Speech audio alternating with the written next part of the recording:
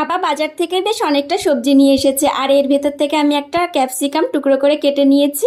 আর এখানে দেখুন আমি একটা গাজরও টুকরো করে কেটে নিলাম, একটুখানি আমি কুমড়োও দিয়েছি আর ফুলকপিও দিয়েছি, একটা পাকা টমেটো দিয়েছি। আর খুব ভালো করে সমস্ত সবজিগুলো ধুয়ে নেওয়ার পরে আর এখানে দেখুন 2 প্যাকেট আমি মশলা ওটস নিয়েছি।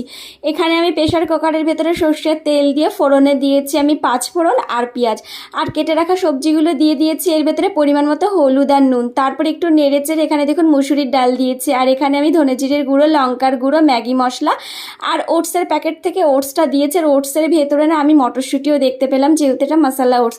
তারপরে সমস্ত কিছু নাড়িয়ে চাড়িয়ে নিয়ে এর ভেতরে পরিমাণ মতো জল দিয়ে আর একটু লঙ্কার গুঁড়ো দিয়ে প্রেশার কুকারের ঢাকনাটা আটকে রেখেছি।